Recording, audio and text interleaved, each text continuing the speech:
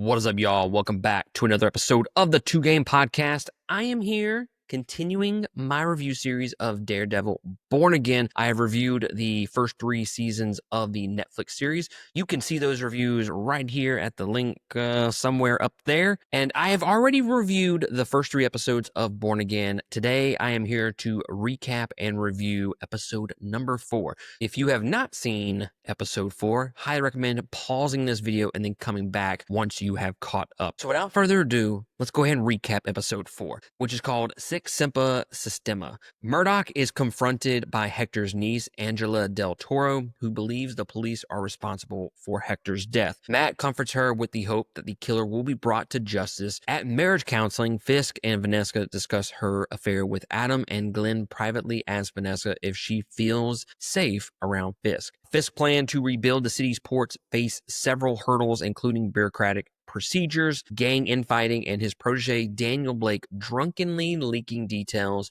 to BB, who reports that Fisk is a union buster. Despite his anger, Fisk decides not to fire Blake when the latter expresses his deep loyalty. Matt investigates the site of Hector's murder and finds a bullet casing with the Punisher's symbol on it. He tracks down Castle and suggests that he should take responsibility for those who are misusing the Punisher's symbol. Castle calls out Matt for not killing Dex as retribution for Foggy's death. Later that night, Matt practices with his Daredevil billy clubs. Fisk eats dinner next to an imprisoned Adam, and the mass serial killer Muse drains blood from a victim. So overall, I thought this episode was definitely better than episode number 3. Episode 4 seems like it is the calm before the storm. It seems like next week when we get episodes 5 and 6 released at the same time, that seems to be really when all the shit's going to go down for this season. So I am super excited to watch the next 2 episodes this upcoming week. But episode 4, I thought overall was really good. I think there are some high highs in it for sure. And then the other moments in the episode are fine. I still think that anything that's happening so far in Born Again is definitely better than what season 2 gave us. I think there are some great moments in season 2,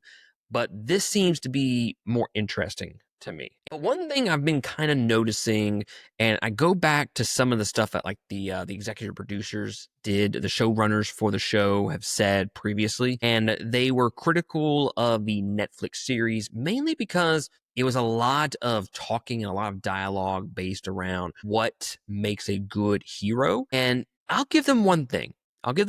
This season so far has shied away from that, from us having conversation after conversation about what it means to be a hero, what it means to not kill, that morality there of being a vigilante. And I think I don't want to say fresh, but it does make it feel a little bit different in comparison to the first 3 seasons on Netflix. And I will say that after you watch those first 3 seasons, and it is kind of the same conversations over and over again, it does kind of feel like beating a dead horse. So I'm kind of glad that we have kind of steered away from that and we're going into more organic conversations. It's like, okay, guys, like, do we really need that many conversations about what it means to be a hero and what makes a good hero? We've gotten 3 seasons of it. I am glad that we're kind of broadening the horizon here with the dialogue between these characters. And it also kind of helps the fact that Matt is not Daredevil up until the very end of this episode, and none of his friends are around to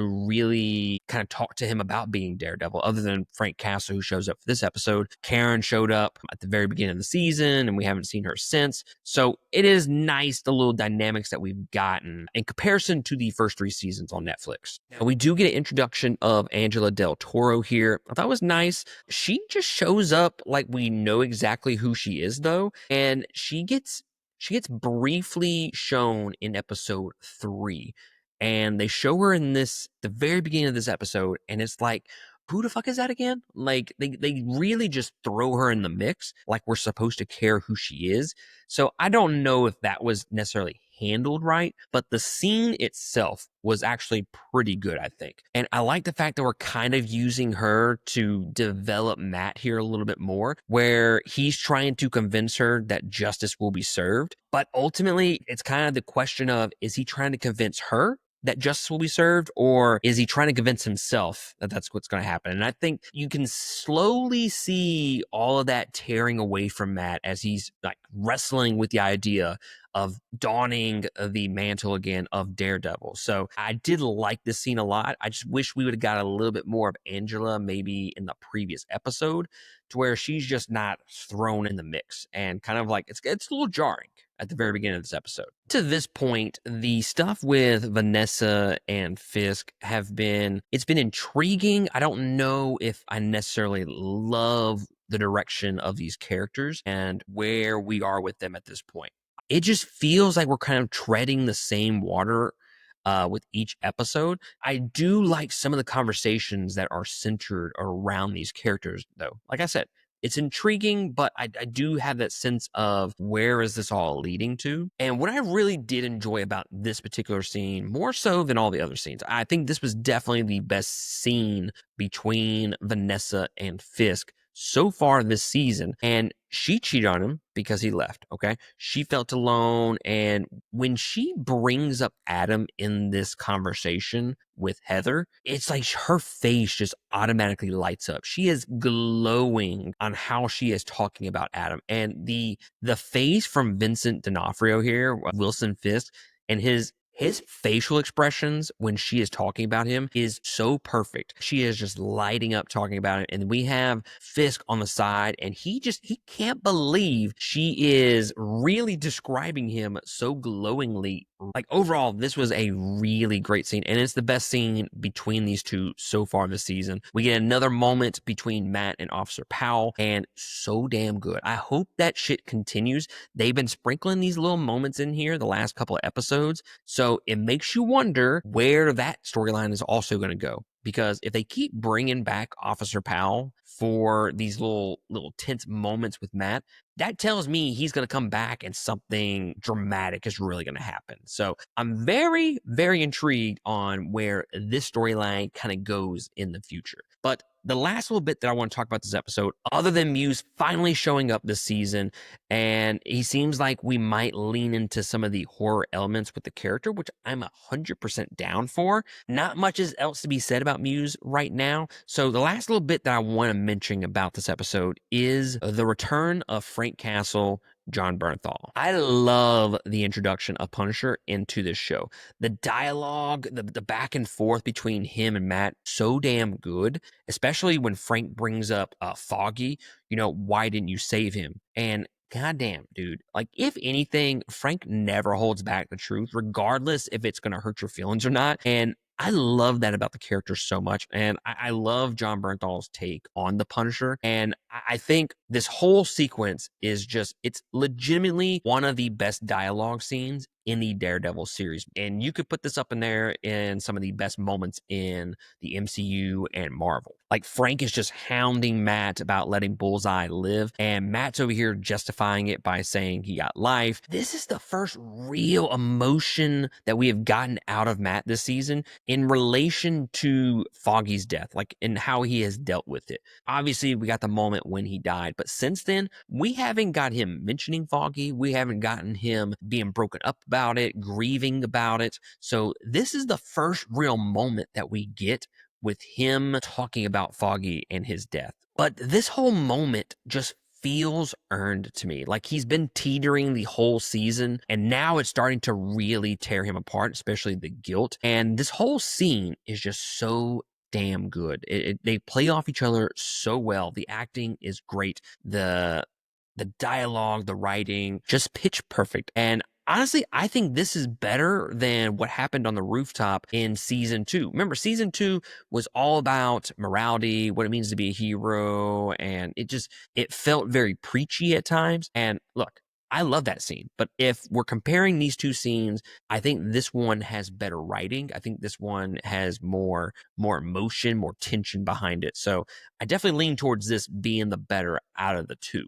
So overall, this is probably my favorite moment out of the series so far. And I hope Frank Castle comes back for subsequent episodes. I'm just so excited to explore this further with Matt dealing with Foggy's death. Just the acting alone from him in this scene was just chef's kiss. So yeah, guys, overall, I like this episode a lot more than episode 3, which kind of felt a little slow. But this episode definitely felt like the calm before the storm. We get Matt at the very end playing with the billy clubs. You know, he's going to be taking up the mantle of Daredevil again.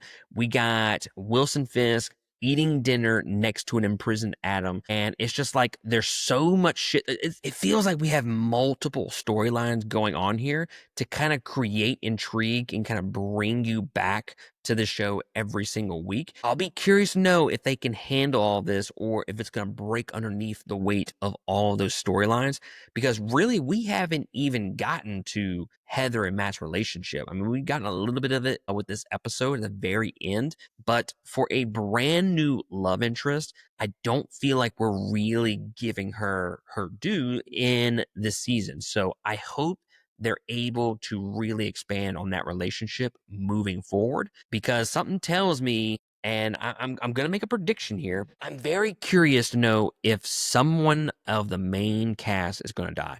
Now, the ones that I would say off the top of my head, I think Vanessa is right up there with being potentially killed off this season. I'm not sure that when they complete this storyline of Vanessa, like let's say that her and Fisk kind of mend fences and they get back together, they get married, whatever the fuck, okay?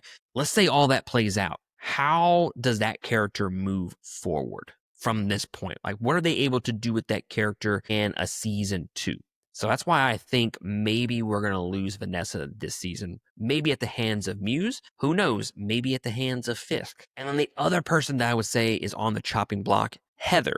Now, I like Heather's character, the little bit that we've gotten so far this season, but something just tells me we're not getting a whole lot of her. So they're not really building this relationship for us to get attached to her. Look, I don't think that's a good choice, but I think she's on the chopping block.